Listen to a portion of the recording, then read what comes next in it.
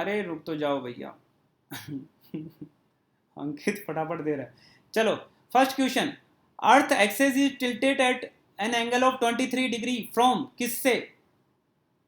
Equator से, prime meridian से, a perpendicular to the elliptical plane से, a parallel to the elliptical plane से। Answer B आ रहा है, एक जने ने सी भी दे दिया। ओके, अरे प्राइम मेरिडियन से नहीं है, इलिप्टिकल से, परपेंडिकुलर है ना वो। इलिप्टिकल जो ऐसे गोल गोल घूमता है, ये गोल गोल घूमता है सन के चारों तरफ, तो इसके जो परपेंडिकुलर खींचेंगे उससे ये 23.5 डिग्री पे। ठीक है, आंसर इज सी। नोट्स में लिखा हुआ था ये चीज, आप लोग थोड़ा पढ़िए उसको ध्यान से। Next question. Which of the following of earth property is responsible for day time and night time? Day और नाइट, दिन और रात किसी वजह से होते हैं? अर्थ के रोटेशन से, अर्थ के रिवोल्यूशन से, अर्थ की राउंड शेप की वजह से, या मोल्टन कोर की वजह से? ओके, करिश्मा सुबरती, सुरुचि, सब लोग आंसर दे रहे हैं रोटेशन की वजह से। सही बात है, रोटेशन की वजह से दिन रात होते हैं। Next question. Rotation of earth takes कितने दिन, कितने टाइम में रोटेट हो जाता है? एक दिन में, एक ईयर में, एक समर में, या एक विंटर में? Answer is 1 day. ठीक है, next question. When the earth completes a full orbit around the sun, it has completed कितने रोटेशन और डेज? कितने रोटेशन कर लेगी जब धरती सूरज के चारों तरफ घूमती है? तो उसके टोटल कितने रोटेशन हो जाते हैं अपनी एक्सिस पे? एक दिन में एक रोटेट होती है, 365 दिन पूरा घूमती है, तो कितने रोटेशन हो गए उसके पूरे? 365, 365। Next question. What are the reason for this season? Season के, सीजन होने के क्या क्या रीजन हो सकते हैं? टिल्ट और रोटेशन, बी रोटेशन रिवोल्यूशन, सी टिल्ट और रिवोल्यूशन, डी टिल्ट और resolution. Answer is simple, tilt and revolution. अपनी धुरी पे झुकी हुई होना और अर्थ के चारों तरफ चक्कर काटना। ठीक है, वेरी गुड।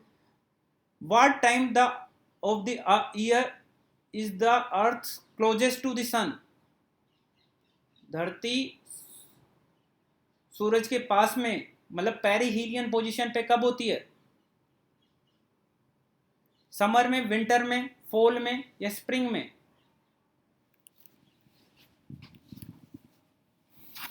अपने हिसाब से बताओ, नॉर्थ के हिसाब से।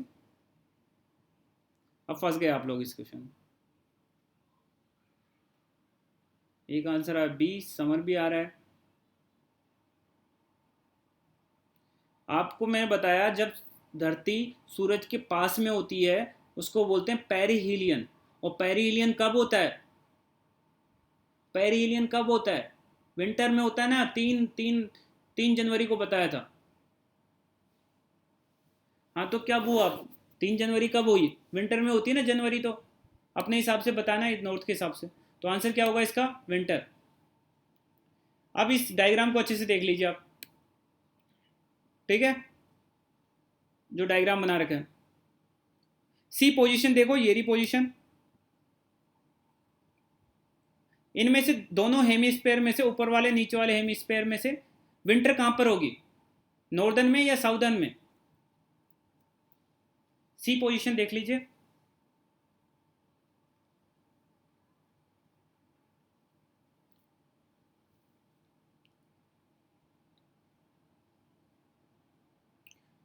जो भी सन से दूर होगा जो हेमिस्फेयर, उसके उसमें होगी। तो सन के पास ये दूर है ना, ऊपर वाला, ये तो सन के पास में झुक गया, तो साउदर्न में तो गर्मी होगी, विंटर किस में होगी? नॉर्दर्न में। ठीक है, चलिए ए पोजीशन देखिए इसमें, ये वाला ए पोजीशन है। इसमें समर कौन से वाले हेमिस्फेयर में होगी? गर्मी कौन से वाले में होगी? नॉर्थ में, साउथ में, इक्वेटर पे, या कोई भी नहीं?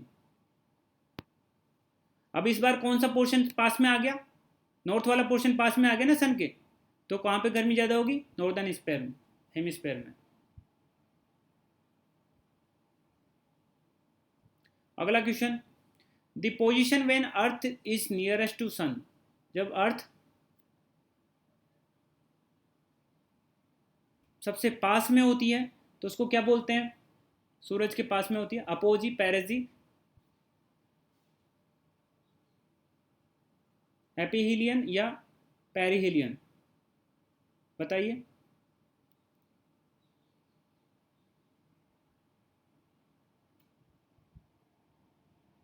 आंसर सबको पता है, पेरिहीलियन। पास वाले को क्या बोलते हैं, पेरी, पी, पी से मतलब पास। हीलियन का मतलब होता है, हीलियन किसको बोलते हैं, सूरज को बोलते हैं, ठीक है। तो ये सबसे पास होगा, एपीहीलियन सबसे दूर होगा। अच्छा, अपोजी और पेरिजी पता है क्या आप लोगों को? अपोजी और पेरिजी ये दोनों चंद्रमा के लिए यूज किए जाते हैं, ठीक है। चंद्रमा जब अर्थ के सबसे पास में होगा, पी से पास, तो उसको पेरिजी बोलते हैं। चंद्रमा जब अर्थ से सबसे दूर होगा तो उसको बोलते हैं अपोजी, ठीक है। 10वां question, what is the shape of earth orbit around the sun? कौन सी शेप में घूमता है, सर्कुलर, इलिप्टिकल, ट्रायंगुलर या रेक्टेंगुलर? कोई ट्रायंगुलर मत दे देना आंसर।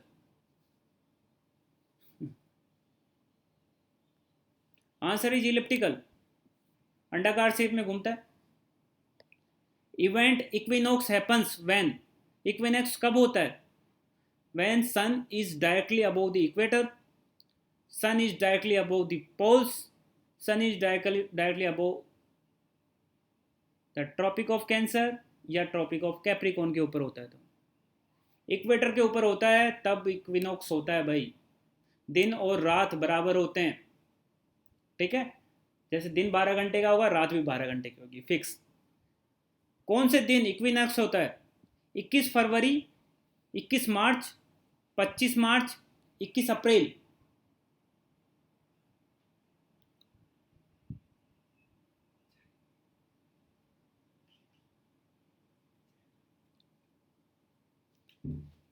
दो टाइम पे होता है, एक मार्च में होता है और एक सितंबर में होता है। इक्विनोक्स दो टाइम पे आता है, एक मार्च में और एक सितंबर में।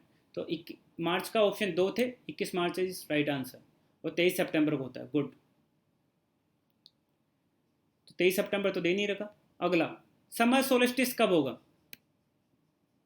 जब सन डायरेक्टली इक्वेटर के ऊपर ऊपर होगा, पोल्स के ऊपर होगा, या ट्रॉपिक ऑफ कैंसर के ऊपर होगा, या ट्रॉपिक ऑफ कैप्रिकॉन के ऊपर होगा?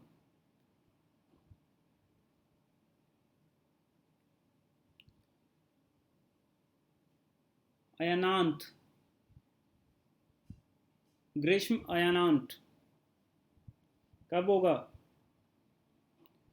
सब लोग ए आंसर दे रहे हो। अरे भैया, अभी तो ए आंसर इसका, अगर इक्वेटर के ऊपर होगा तो 11वें क्वेश्चन में बताया था ना, इक्वेटर के ऊपर होगा तो इक्विनोक्स बोलेंगे। तो ए आंसर कैसे दे सकते हो आप? सेम ही आंसर दोनों का होगा, उसको इक्विनोक्स भी बोल देंगे, सोलिस्टिस भी बोल देंगे। समर सोलिस्टिस जब होगा जब दिन सबसे बड़े होंगे हमारे यहाँ पे। सबसे बड़े दिन कब हो सकते हैं? गर्मियों में होंगे, ठीक है। जब सूरज हमारे जस्ट ऊपर रहेगा, मतलब हमारे पास में कौन सी रेखा निकलती है, ट्रॉपिक ऑफ कैंसर। तो मतलब जब सूरज ट्रॉपिक ऑफ कैंसर के ऊपर होगा तो समर सोलिस्टिस होगा। जब सूरज ट्रॉपिक ऑफ कैप्रिकॉन के ऊपर होगा तो समर सोलिस्टिस होगा। अब सॉरी, विंटर सोलिस्टिस होगा। विंटर सोलिस्टिस कब होगा इनमें चारों ऑप्शन में से? 21 सितंबर, 21 मार्च, 22 दिसंबर या 25 दिसंबर? ये चारों ऑप्शन से याद रखना, यूपीएससी ने एक बार पूछा हुआ है क्वेश्चन शायद इनमें से कोई, कब कब क्या क्या होता है। सब 21, 22, 23 को ही होते हैं। मार्च, जून, सितंबर और दिसंबर, ये चार याद रखो। Answer is 22 December. अब बताइए, name of the entertainment program which has recently created the world record of highest viewed entertainment program globally? Shaktimaan, Mahabharat, Bigg Boss या रामायण? जिसने सबसे ज्यादा एक साथ में व्यू काउंट हुए, पता नहीं कितने करोड़ हो गए थे। ये महाभारत नहीं होगा भाई, महाभारत नहीं है, Ramayan is the correct correct answer. 16 April को आई थिंक सबसे ज़्यादा व्यूज़ थे उसके। डेट मेरे को याद नहीं है, आप देख लेना। एक अभी काफ़ी कंट्रोवर्सी में एक बुक रही है, Shivaji in South Block, the unwritten history of proud people. काफ़ी कंट्रोवर्सी में एक बुक आई है महाराष्ट्र की। ये किसने लिखी है? अनिल अवचट, रवीश कुमार, गिरीश कुबेर, निखिल वागले?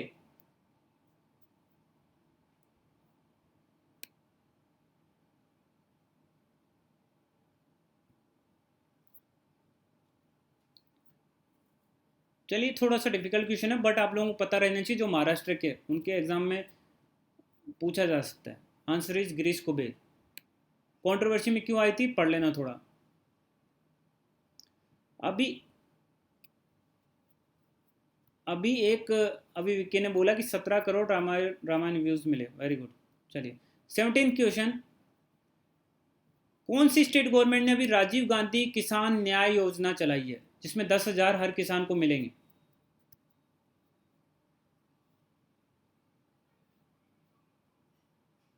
पंजाब, छत्तीसगढ़, राजस्थान, गुजरात। क्या लगता है आप लोगों को? पहली बात तो इस तरह से दिमाग लगाया करो, वो ही गवर्नमेंट चलाएगी जहाँ पे कांग्रेस की गवर्नमेंट होगी। राजीव गांधी जी का नाम है तो राजीव गांधी के हिसाब से होगा, तो गुजरात तो आंसर से हट जाएगा, तो डी मत लगाना कोई भी। Answer is Chhattisgarh. ठीक है, चलिए आगे बढ़ते हैं। रिंग वॉर्म किस वजह से होता है? जो दाद हो जाता है ना, दाद, खाज, खुजली, इस तरह से दाद हो जाता है, निशान भी हो जाता है अपनी उंगलियों में, किसी किसी को हो जाता है। वो किस वजह से होता है? बैक्टीरिया की वजह से, प्रोटोजोआ की वजह से, वायरल की वजह से, या फंगस लगने की वजह से?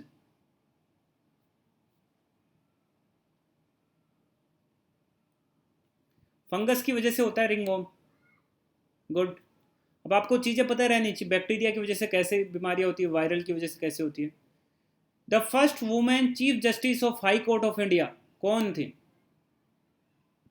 दिल्ली हाई कोर्ट की 1991 में पहली चीफ जस्टिस बनी, वो कौन? फातिमा बीबी, रोमा पाल, लीला सेठ, या नन ऑफ दिस?